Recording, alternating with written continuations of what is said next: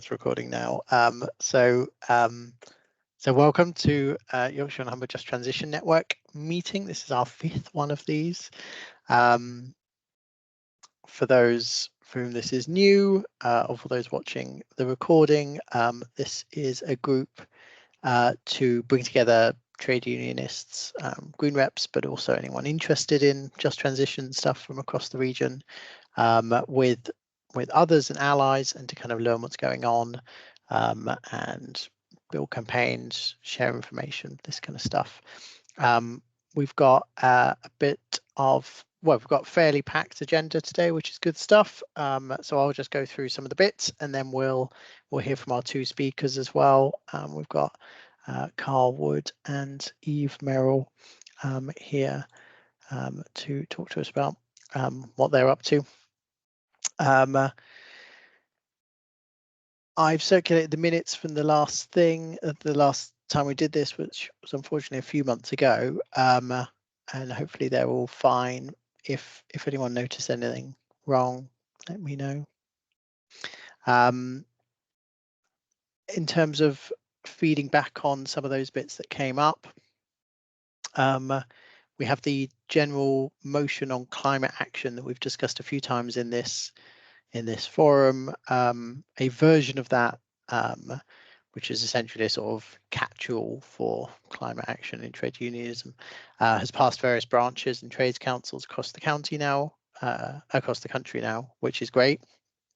And also last month it passed the Yorkshire and Humber TUC regional conference, or a version of it did, which is great. So we in the Trades Union Congress are now, or at least in this region, are now committed to the cessation of all new fossil fuel exploration, the establishment of National Climate Service, a huge public education campaign on just transition, a specific just transition body within the education sector to oversee plans to retrofit every school, college, university by 2030, public ownership of key sectors, energy, water, transport, and the adoption of local, regional, and national policies to address climate change and environmental degradation rooted in sort of social and economic justice norms.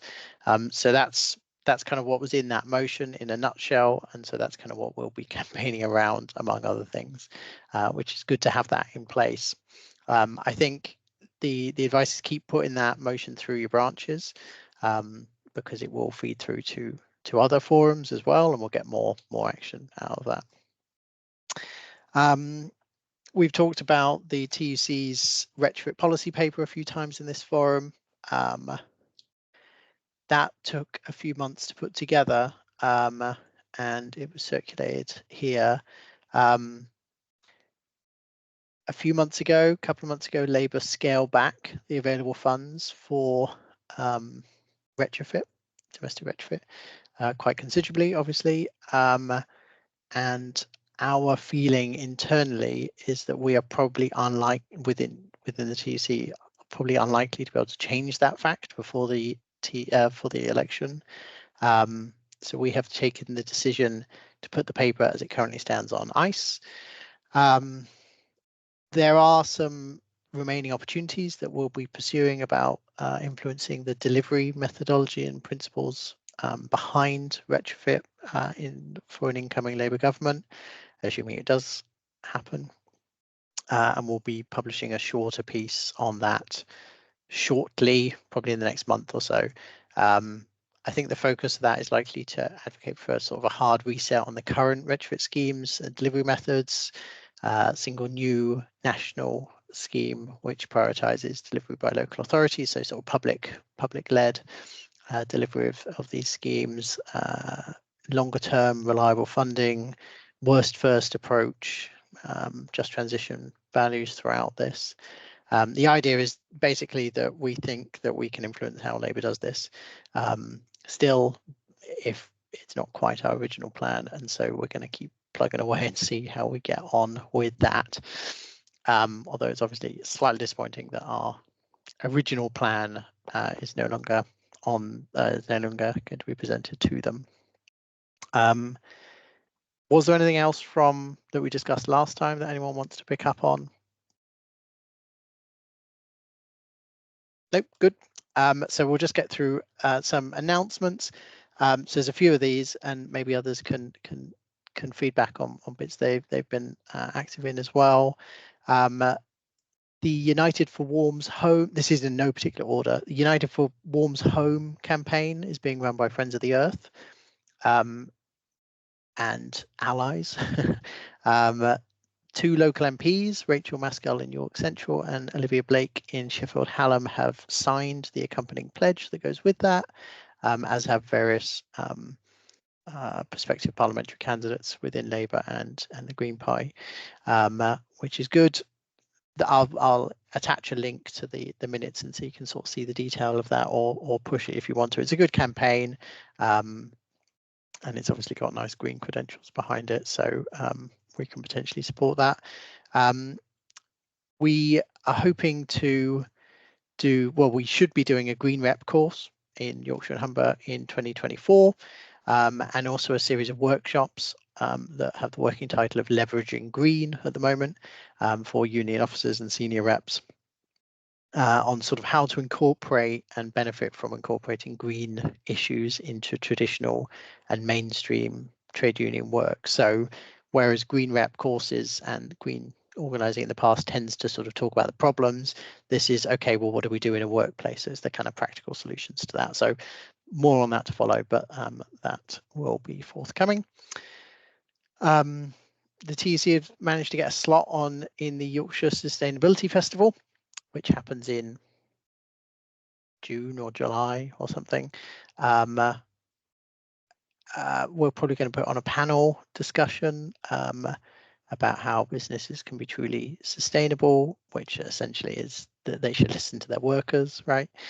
The audience is largely it's not just Yorkshire, it's the whole of the north really, and it's kind of green-minded SMEs plus some kind of big players in the region. And we think it's basically a good opportunity for us to be able to win some converts to unionism. So if anyone has any suggestions about who they think would be really good to speak at that, or who to get involved, maybe you can send them through to me. Can I ask, when is it? When is that event? Yeah, I don't know. It's I think it's June or July. It's over a 2-week period, and I don't know when our specific slot is yet. Right. They haven't given to us. Or in fact, what month it's in, I forget. But you know, it will all become apparent in time. We've got a TC have a new blog out, which is good. It's something that Eve will speak to in a bit. It's about the University of Liverpool's Green New Deal claim. It's written by Theo Hobson. It's worth a read. I've been asked to advertise the Festival of Debate session. So that Sheffield does these Festival of Debate things, and on the 16th of May, Thursday 16th of May, in Sheffield, there's a Can the Green New Deal Fix the Cost of Living Crisis event with Olivia Blake, Chatty Kumar from NEF, Sam Mason and others speaking. It looks quite interesting, so it's potentially something that you could want to go along to. We've also this weekend on the 13th, this Saturday, we've got the Climate Jobs, Climate Justice one-day conference from CAC2, the Climate Campaign Against Climate Change Trade Union Group in London. I think there are still spaces, so you can maybe sign up to that. Again, I'll circulate the links. There's the theme for this year's International Workers' Memorial Day is climate change and the effect on health and safety at work that climate change will or is already causing. The ILO, the International Labour Organization, is putting on a global live online event on the 25th of April, which looks quite interesting. So people may want to log on to that. We sort of had hoped to do something from the TUC on a national scale, but I think we're going to have run out of time to get that together, which is infuriating. But the ILO event looks good anyway. Hopefully you've maybe thought about this at a local level as well. I'm speaking at the Leeds Workers' Memorial Day event on the subject. Tonight there's a heat strikes, workplace temperature and climate justice session, which is online at 6:30 tonight. I'll send this one round urgently, so anyone who does want to go can attend that one. Again, looks like an interesting talk, squaring the circle of the health and safety issue and climate change. G&B Energy for All has a launch event on the 24th of April. Which looks interesting. It's nice to see G&B getting involved in climate change activism in some capacity. So as many people as possible to get along to that would be great. And we've also got With Banners Held High, which is on the 11th of May in Wakefield, obviously. That's not an explicitly climate change thing, but it obviously has a sort of theme within that. And so yeah, people may want to be involved in that. Is there anything else that anyone wants to make in terms of announcements of upcoming things? Catherine? We took a decision in Banners Held High group that this year our strapline remains the same. The past we inherit, the green future we build, but we need to commemorate the 40th anniversary of the miners' strike. It has to be done, and it has to be done significantly. So we are definitely, so we're talking about the right to strike and all those other issues that go, you know, very significant with the strike. But we're also talking about two of the main issues, which will be Orgreave, and this is a just transition forum. So we have to, you know, these are our issues. That it was an unjust transition, and we must make sure that we do better next time. Or as we go through this next one, Carl, you know, we are already on the transition in steel, and we need to make sure that we're winning the battles properly, you know, for the next election. So Orgreave and the criminals, you know, records that people gained through the strike, but also the asbestos that people suffer, asbestos at work, and that is relevant in mining. And many of the miners' widows don't get the full amount of pension because it's not recognised as a mining-related disease or whatever. And now that we're having a meeting at the NUM headquarters on Thursday the 25th at 6 o'clock. The NUM and the NEU, and I think this is a wonderful combination. The NEU, because we've actually got lots of members that are being affected by asbestos as well, and I know that Unison and the health workers will also have the same, because asbestos is through public sector buildings. So please come along in person to Thursday the 25th. Which may put a bit of a challenge on that other meeting that you were talking about. We're hoping to stream it live on Facebook as well. That tech of it hasn't been sorted yet, but it is going to be, and the flyer will come out for it very quickly. So that's Thursday the 25th, and there will be another event on Monday, a Workers' Memorial Day event but on the Monday, because we're putting up mining banners and other banners. So if anybody has any particularly wonderful banners, we're going to have a banner exhibition for 2 weeks before With Banners Held High in Wakefield Cathedral. And so and there will be a little card underneath each banner that tells you about that banner. So if you happen to have a lovely banner that you could leave us for 2 weeks, that would be lovely. If you need it for May Day, then it can come out for May Day and then go back again. So I just, you know, but that's what we're putting together at the moment as part of With Banners Held High, which will be fabulous and will be wonderful, and will cover all those themes that we have done so far and continue to do in the future. There will be another one about the right to strike itself and I might be asking Carl or Joe Rowling to speak on Scunthorpe and the Scunthorpe dispute, you know, and all of that's going on there for the right to strike workshop on the Friday. Thank you.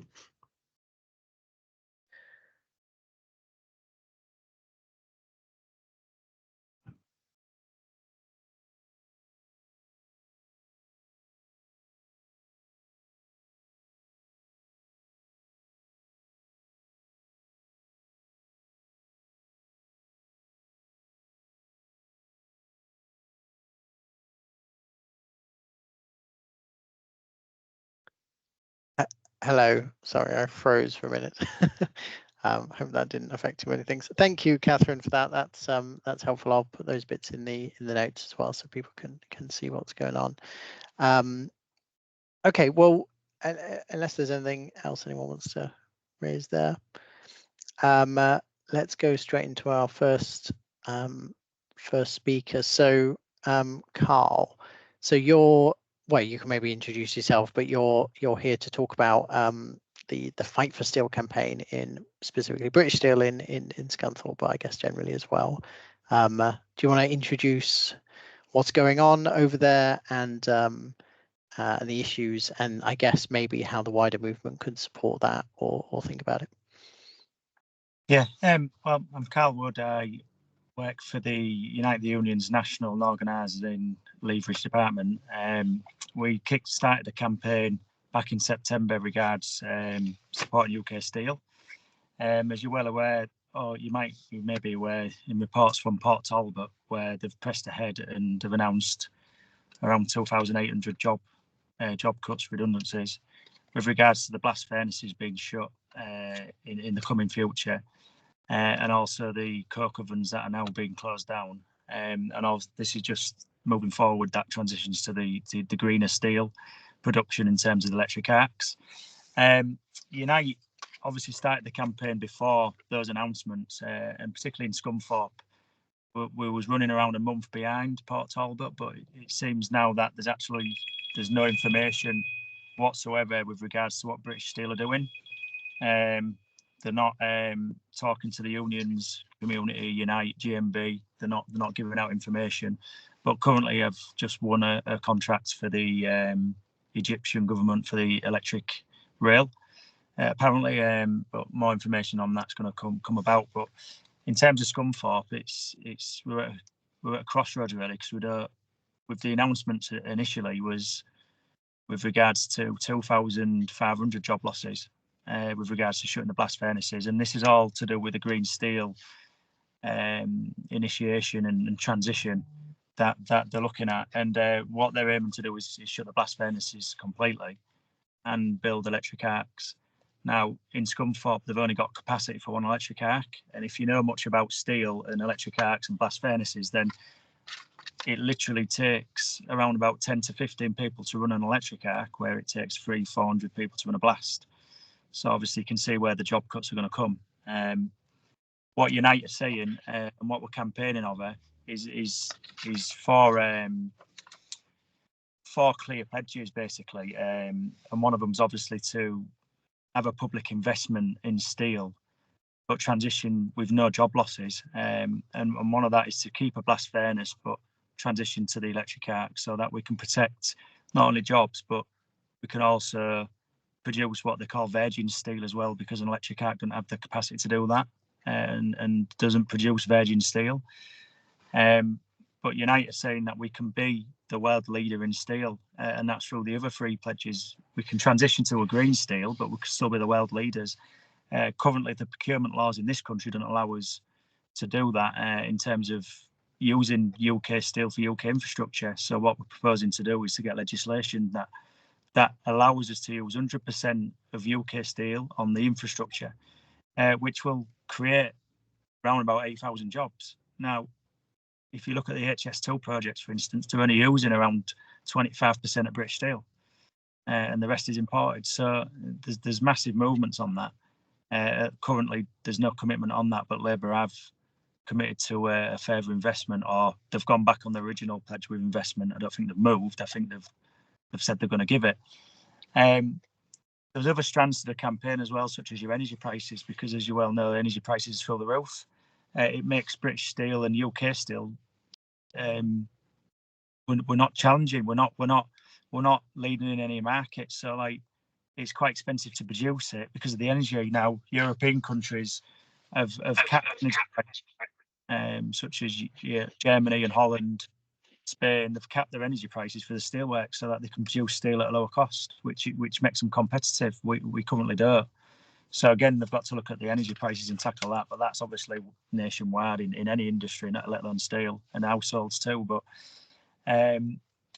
one of the other biggest ones is the take a stake. So we're not entirely talking about public ownership, but we invest a lot of public money into steel and we don't get anything for it. So we need to take a stake back into steel so that we can be on a decision-making panel. And the campaign in Scunthorpe's going quite well in terms of the community support. So on them pledges, we've been tasked to organise and move the community, and that's the strand we're on, is a community strand.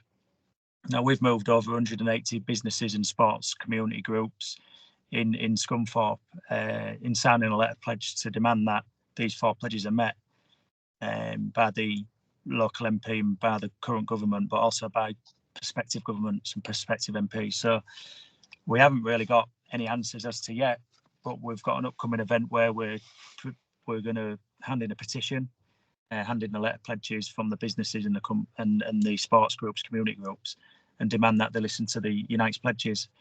One of the major kind of hurdles that's in the way really is that British Steel and other steel companies such as Port Talbot, Potato Steel have multi-union agreements.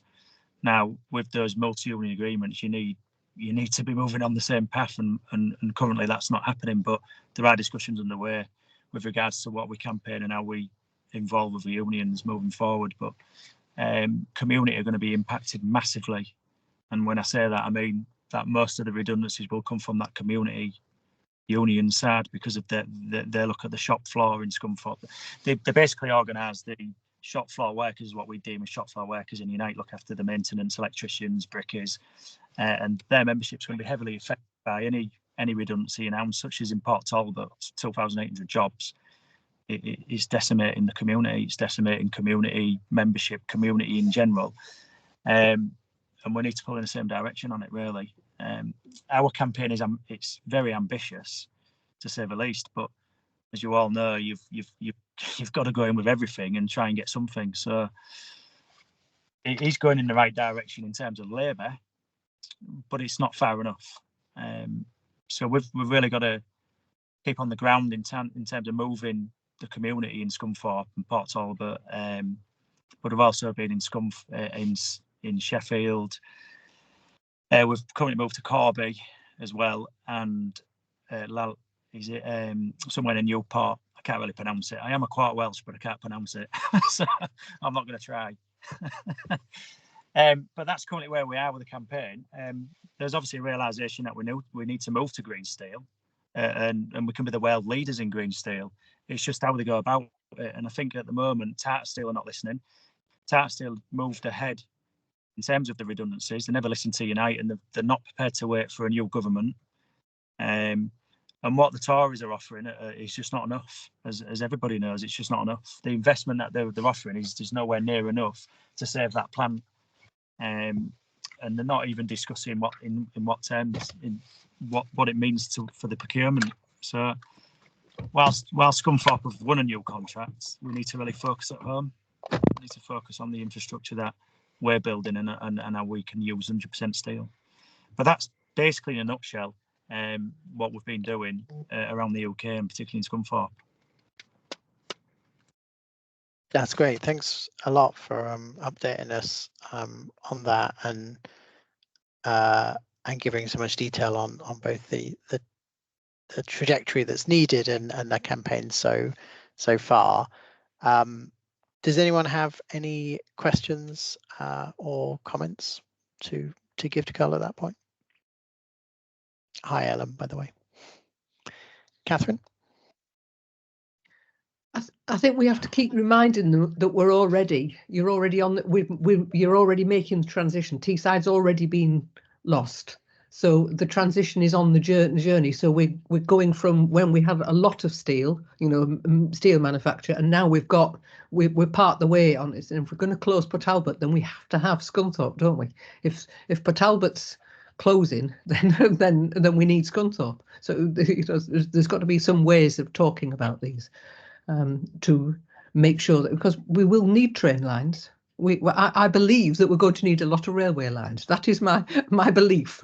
So I want to make sure that there's enough steel made for all those railway lines that we're going to need, and all the trains and the buses and the trams and whatever else. I think the thing is as well with that, Catherine, is that you're right. The transition to green steel is already there. It's plain to see. But in terms of the one up, there's one in Rotherham. They've currently got an electric arc. The one in Teesside that they've proposed and they've got planning permission for is at the cost of Scunthorpe, because what they're trying to do is move the part production from Scunthorpe up, which, you know, great for Teesside, but catastrophic for Scunthorpe. I think the problems they have with an electric arc is that they don't have the capacity in terms of energy for more than one electric arc in Scunthorpe. So like they need the national grid and to put the capacity in, but allow more than one arc. And the problem with that, it's not going to be ready till around 2036. So you can see the problems that they're having. But there's more than one way. There's more than one way to go green, and I think that they've got it straight in their heads that it's going to be electric arc, and there's other options, particularly Scunthorpe, because we've got a port. There's a port there in terms of Grimsby and Immingham. So, and I don't know the answer. I'm not key decision maker in all of this. So the general secretary will move forward with that with discussions with the reps and the activists on the ground, but there certainly needs to be something that happens where British Steel, Tata, Liberty, and all they all need to listen to the plans. They need to get on board with the plans, but they need to sit down and have that chat about it.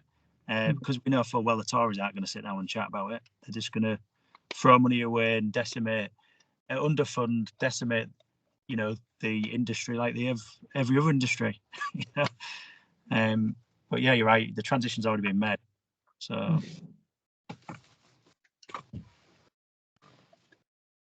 Thanks for for that. Unfortunately, my connection is not very good, so I keep coming in and out. But I think those questions are good. I did wonder about how we're dealing with the Teesside Scunthorpe issue, because they're sort of the plan does seem to, on paper, be to kind of essentially move the centre of production elsewhere. Obviously, there'd be an issue with workers being able to follow that along, or whether that would even be possible, whether there'd obviously be a kind of gap of employment there. Is that something that Unite or your campaign is looking at? They're not really, the campaign in itself it does differ in terms of Teesside, because they've already created jobs. They're already looking at that in the electric arc, but there's no join up in terms of the employment is good for them, but it's bad for Scunthorpe. And I think the discussions that are at national level will obviously involve those discussions in terms of where them jobs should be created and should be gone. British Steel have not come out and said, well, people can move up to Teesside. You know, your jobs are safe. You can move. So they're on about creating jobs, which will, you know, the words they're using is, well, it's redundancy at Scunthorpe, no option of moving up to Teesside, and it's creation in Teesside. And I think the campaign, it is very different, because if you're campaigning on creating jobs up in Teesside, well, they are, and who's going to take the credit for that? Well, the Tory MP is going to take credit for that, because there's a Tory MP up there who's already shouting from the rooftop that he's bringing steel back to the region. So, you know, it's, you know, needless to say that their party absolutely decimated steel and industry. So you're not bringing it back. You know, you're trying to patch up what you've made a mess of. So, but yeah, I think that will be discussed in terms of employment, and that's the main kind of, you know, topic that we need to be discussing anyway. Because if 2,800 jobs go at Port Talbot, 2,500 jobs go at Scunthorpe, these communities are just really decimated. I mean, you've seen it in the coal, and I know Catherine touched on the campaign about coal, but look at those communities. You know, you walk around Goldthorpe, for instance, nothing. It's a ghost town. Shops are shut. You can't see anybody on the streets. You know, whack upon them. You know, that's recovering. What's replaced coal? Call centres. Amazon. You know, the likes of Scunthorpe don't have good employment other than probably the local authority and the steelworks. They've got nothing to go to. The well-paid jobs are in the steelworks. You know, that's years and years and decades of trade union negotiations have enhanced what they have, and that's they're going to have to go to I mean, you can't even go to Hull. Hull's been decimated with the docks and, you know, the port there. So there's a lot of impact that's going to happen. It's going to be massive. And I've seen that anyway. Yeah. Back in the 80s, late 70s, there was 40,000 people employed on that site. There's now 4. So you can see, you know, which way it's clearly gone. Mm. But I think that's the kind of lesson from a lot of our European neighbours, that where if it does go the direction of winding up enterprises or whole industries, then at least there's a sort of a shifting, you know, a transition for individual workers, that they're helped into additional employment or to move to different areas. That's obviously a sort of from a trade union point of view, potentially a secondary consideration, but is also not something that we're seeing here either, which is very disappointing. You're right, it's the transition to the dole, isn't it, rather than the transition to anything very positive. And in Has anyone else Teesside, got any comments on Catherine? Yeah. And in Teesside, it will be portrayed positively because, of course, their steelworks closed, you know, how many years ago now, and so the devastation that you've just described is already there at Teesside. It's already happened, and it's dire. And they're dredging the port, so they're actually closing down the pollution that's involved along the coast as they dredge out for the free port is causing all sorts of issues right the way along that coast. So it's dire.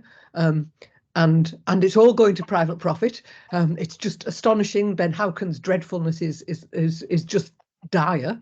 so please do follow the free port, and it's all a free port with dire trade union sort of thing. So we've got to do as much as we possibly can to support anybody in Teesside on for trade unionism, and try to sort of make sure that they're getting some trade unionism going in there as well.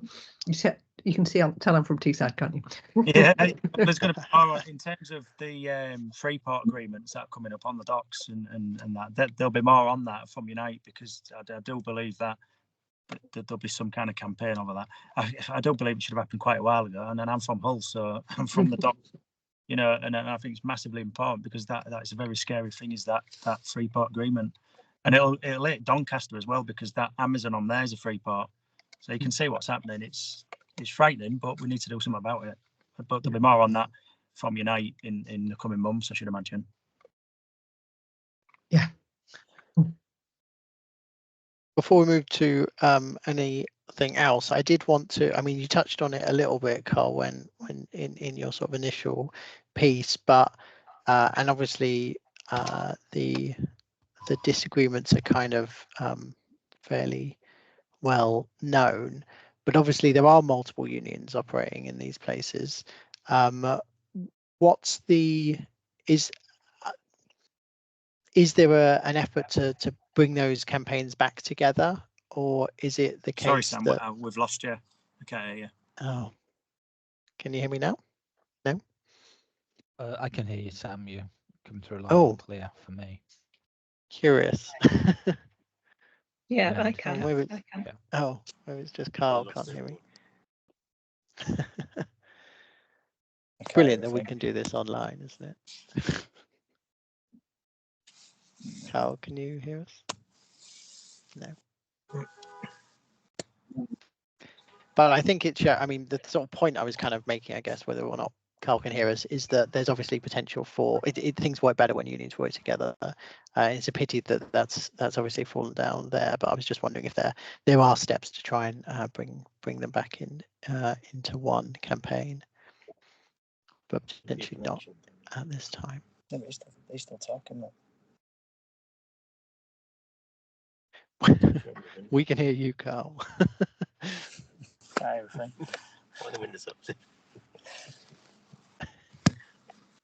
You're on mute. I don't know. I can't hear everything.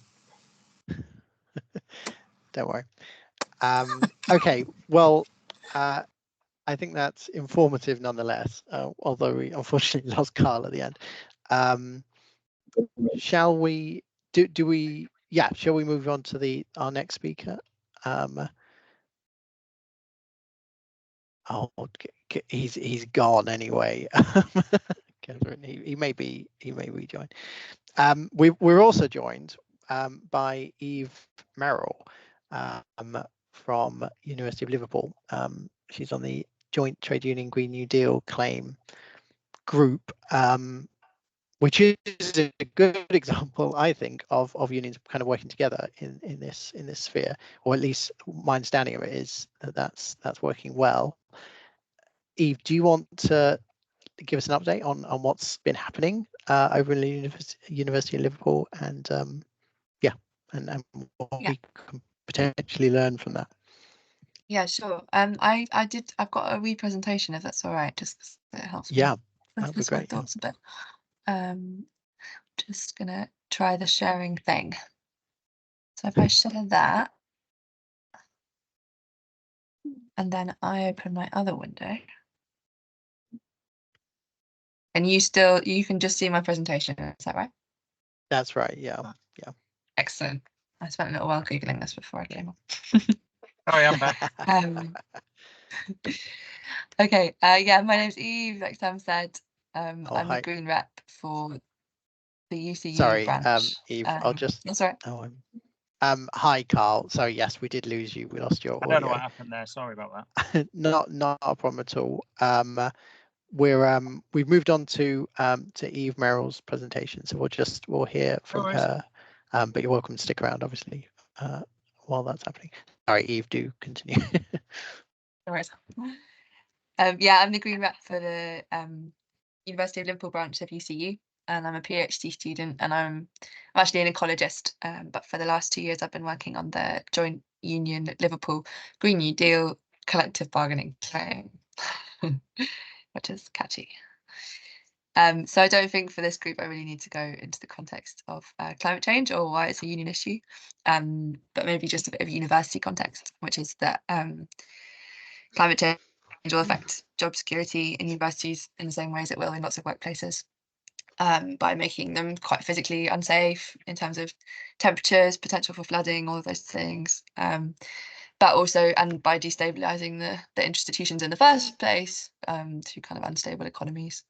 But a green transition could also really impact employment rights at universities if it's not embedded with reskilling opportunities, because it will require drastic changes to not just the ways that universities run in terms of their estates and management, but also the entire way that education is delivered, the curriculum, the education programs that we have, who's teaching them.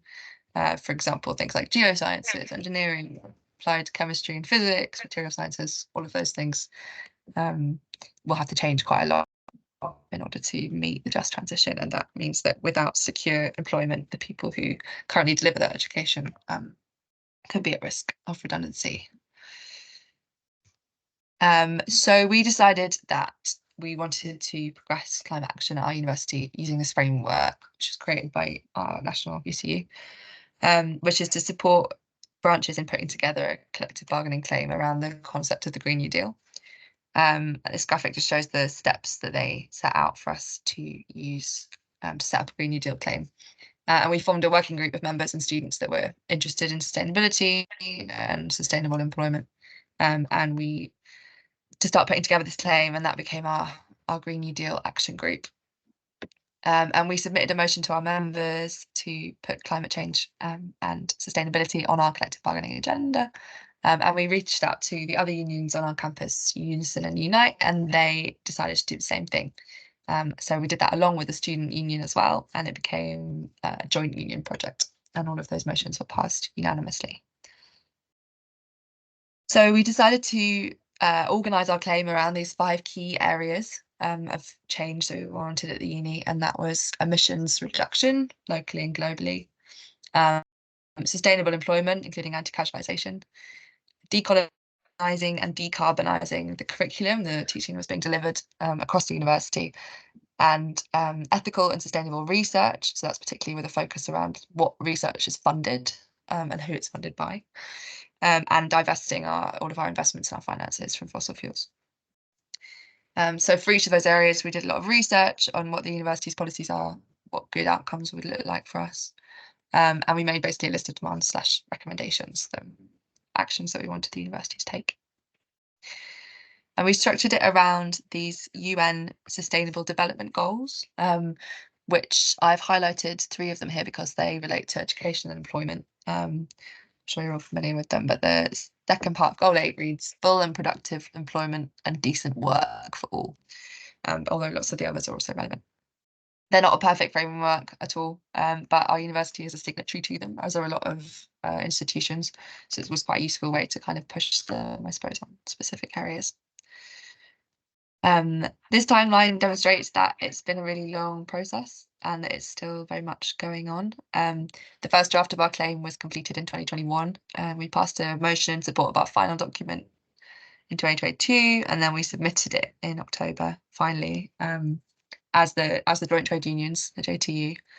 We have a really good relationship between the unions at Liverpool University. I know it's not the same everywhere, but we do a lot of things as a JTU in terms of negotiations around employment contracts, and this was no exception to that, which has been really, really good.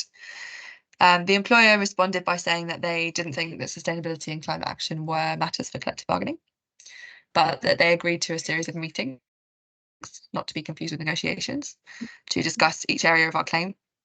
And we met a total of 8 times, with a final review meeting taking place in February. So yeah, whatever else this project has achieved, I think it's created a really solid collective bargaining claim, and thoroughly engaged the senior leadership of the university. And I just wanted to highlight why I thought that was. So firstly, we've had support from a lot of our members. Well, we passed 2 or possibly even 3 unanimous motions in support, and across the unions. The support of the student union in engaging the students. They've hosted teach outs for us and meetings during our strikes. They feed back to us from board meetings where we don't have a seat at the table, but they do, so that we can kind of guide our strategies according to sort of the inside information that they have. They've been present at every negotiation that we've had representing students, and also kind of reminding the employer to be on its best behaviour. And we've been supported by the national Green Rep in our negotiation techniques and strategies. Before we submitted the claim, we actually wrote to local MPs and councillors, and we got statements of support from quite a lot of them, allies in Liverpool, who which we were then able to share with the university and to publicise, to kind of show that we had support and put pressure on them. We've been somewhat of a guinea pig for this approach within our union, so it hasn't always been totally obvious what the best way forward is, but it's been really helpful having networks of people to fall back on. And having a diversity of group members working on this. We've had people from all of our different unions representing academic and non-academic staff and students, and this is incredibly powerful when you're trying to work across fields on things from research to teaching and learning to estates management. And it's made our own research more effective and grounded. It's quite tricky knowing what to publicise around a negotiation in order to kind of put pressure on effectively without breaking some of those confidentiality codes. And I think it's fair to say none of us are really very social media savvy, but we've tried to do a bit of publicity around it, which has been really helpful. We've run some great teach outs that have facilitated really good conversations around the topic. We've published updates in the Green Jobs Alliance and through the UCU Green Network.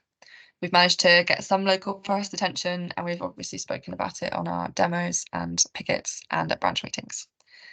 We also launched a petition in support of it at a similar time to submitting our claim.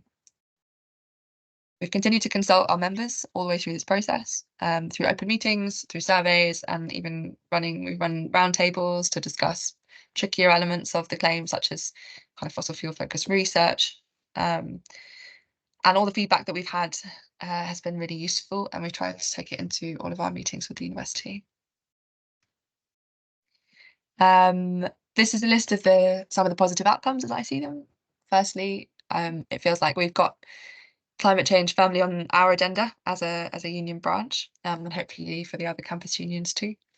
And engaging with the employer on something that doesn't have that history, I suppose, of tension and frustration, at least on our side. And with different branches of the senior leadership, the sort of finance and sustainability people, as opposed to HR, has enabled us to cultivate a slightly different and hopefully less contentious maybe relationship with some of that leadership team.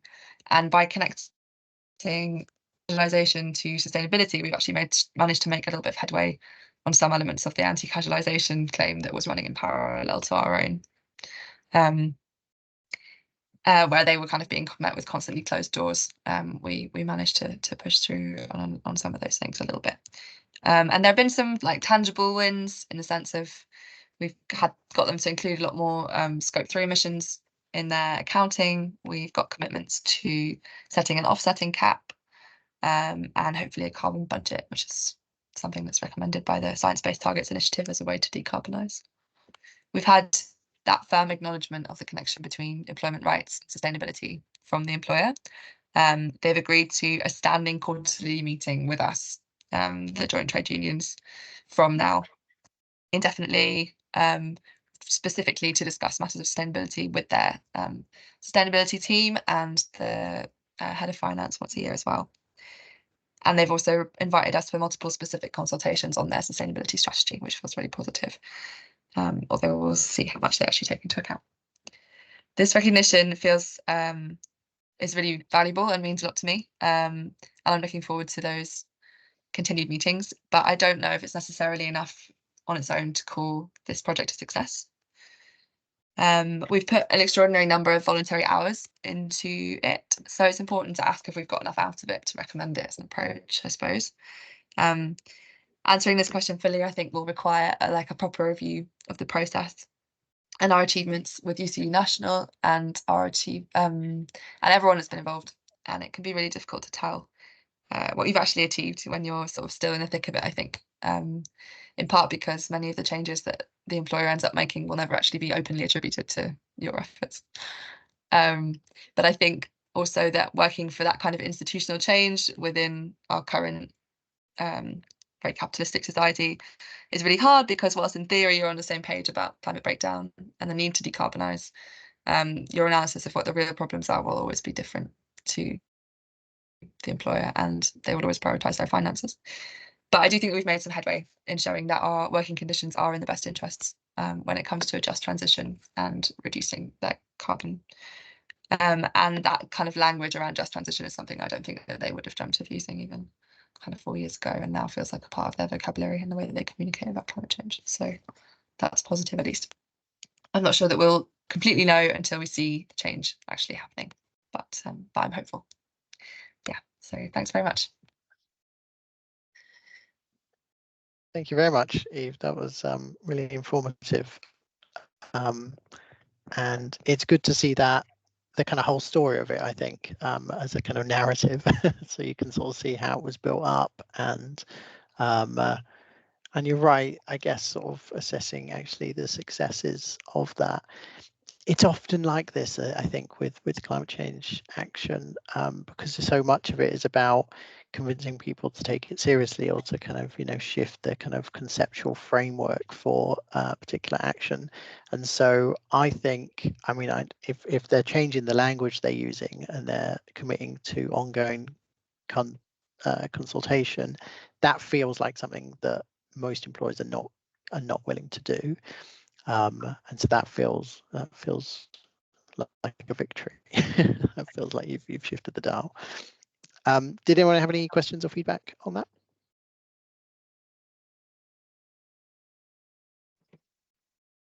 Catherine, yeah. I was really impressed there. I've written lots down and I'm thinking, oh, wow, I would have to think of somewhere where it comes. I thought that was actually using the negotiation and how you followed through, I think, is really impressive. And it is hard when you're actually trying to get people to agree to do something differently. You never know what they would have done if it continued. So in preventing it, you're preventing further emissions. That's a really good thing to do, but you can't see. but it's very, very positive. I think that was really good initiative. Definitely, and I think that thing where, the support from UCU specifically from a national level for this, because it is it was a really headline claim that you've got there, And so it's great to see the national union supporting that and giving that kind of negotiation support and kind of framework. And I mean, you already obviously started from a fairly good position in the resources they had available, so they were already thinking about this fairly in a fairly advanced way. But it's good to try and put that into practice. I think one of my kind of impression of what I've heard of the claim is that it does sort of test a few things, right? It does test about how we can negotiate, and it does test about, okay, well, what does good look like? What does victory look like? But you have, or you and your colleagues have managed to do that testing to make it easier for other people. So I think that model seems to be applicable to other universities, and I think other employers as well, to get that kind of union recognition that you're strategically valuable to the kind of direction of the employer. I think it's quite significant. Thank you. Yeah, I hope so. Yeah. And I hope that we can kind of, I intend for us to certainly try and put together some kind of more like formalized output type documents that people will be able to, that will give that kind of review feedback for people who want to do similar things, that, good things, bad things, what works, what doesn't, for us at least. But yeah, obviously it's always going to be contextual. Definitely. Gwen, did you have your hand up?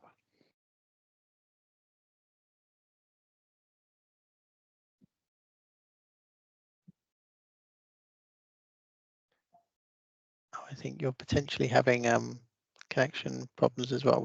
We can't hear you if you're speaking.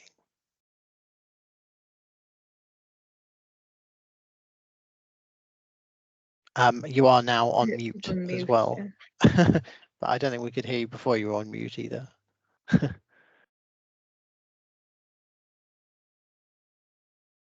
Maybe I can unmute you and see if.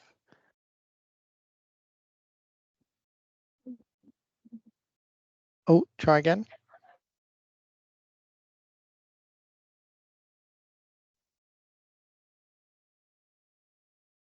Unfortunately, that's not working. If potentially you could type your question into the chat, and we could get it through that way. I think Catherine's comment there, it would be good to see the details so that we can quote it too. I think, yeah, kind of a report back would be really great. The claim itself, I sort of assume most people have read it.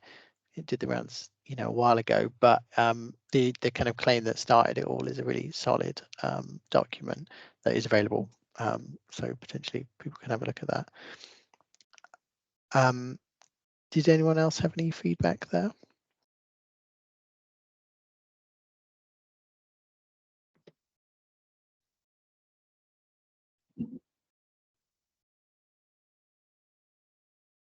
Okay.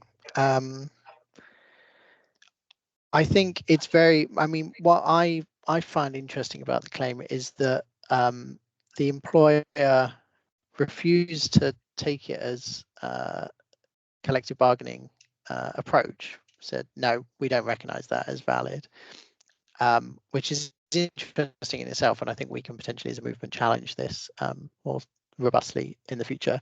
But then also anyway enter negotiations. Yeah. So in a way, it doesn't matter what they said, right? No, exactly. They did have those series of, and then have agreed to ongoing consultation. Yeah, they can quote on that, really. Yeah. Yeah. Do you have a sense of what those ongoing quarterly meetings are going to look like?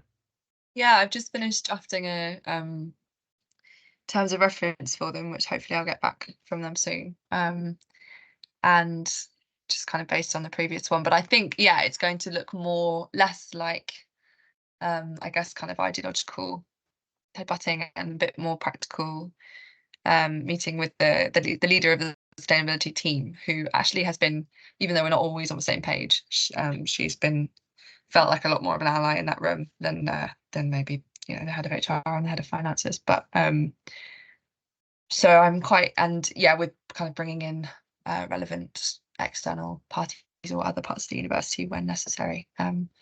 So I think it's going to be, yeah, a bit more kind of like bashing out what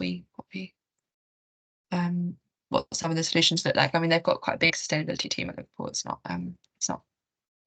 It's not there's not a dearth of people kind of working on it. It's just like trying to actually move them in the right directions and right, yeah, get that social element into their plans. So yeah, I think it'll be a bit more practical. We've got kind of at least once a year we'll have the head of finance there as well, so that's for some kind of feedback into the senior leadership as well. And I think I'm hopeful. I guess hopefully we can get enough people on our side as well that to kind of make those meetings be constantly productive, because that is always a bit of sometimes a worry. People are very busy and don't always have time to commit to it. But yeah, we'll see. The first one's in June, so I'll report back. that'd be great. That'd be great. I did have one additional question.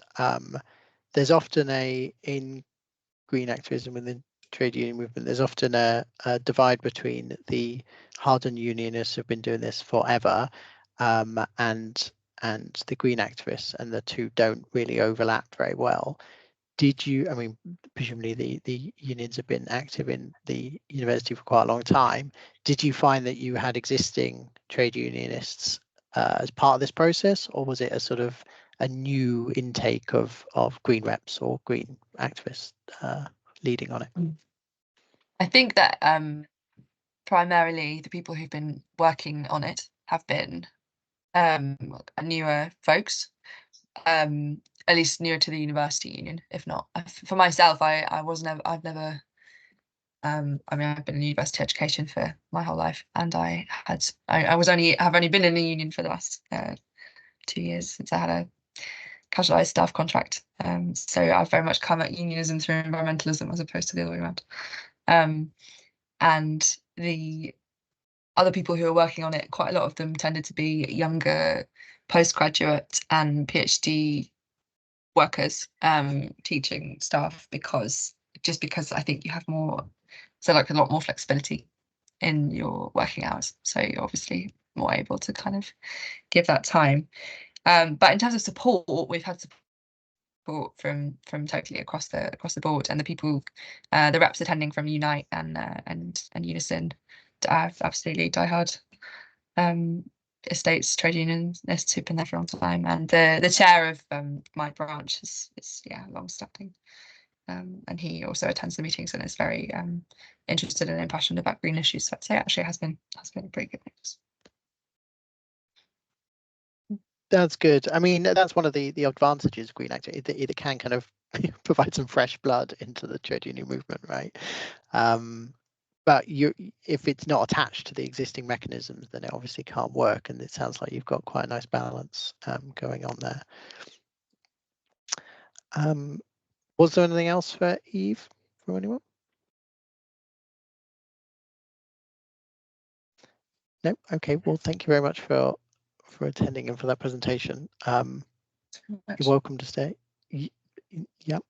You're welcome to stay for the rest if you want, but you don't necessarily have to. We don't actually have much more to say other than that I think those two presentations are really informative and useful. It is being recorded, so this information will go elsewhere as well, and also notes will go around for those who find that easier to use. The last item is any other business or any other announcements that anyone wants to make. I can see Ellen typing.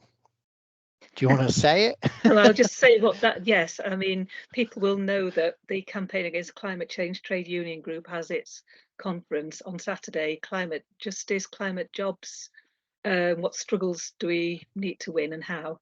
And Claire, who's the campaign's officer for the organisation, has written this really nice piece, which is what I've linked there, kind of.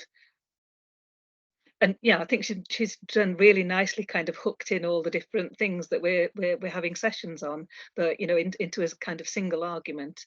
So it's really worth, even if you can't, it's a good advert for the conference, but if you can't come to the conference, it's also a piece that's well worth reading and sharing in its own right, and it tells you how to register with the conference. So yeah, if if anyone's got a bit of time and capacity to share that around, then they'd be doing us a big favour. Definitely. I can't see it in the chat yet. Have you potentially Have I not quite sent it yet? That's me. I've failed to press send. There we go. There it is. Excellent. Fantastic. Yeah, no, I mean, yeah, happy to share. We did mention the conference at the top, I think just before you got in. Hopefully we'll get some good attendance there. I'm coming down for it. Looking forward to it. Okay, brilliant. Well, thank you everyone for attending. Yeah, that's us. Thank you. Thanks very much. See you all later. Bye. Thank you.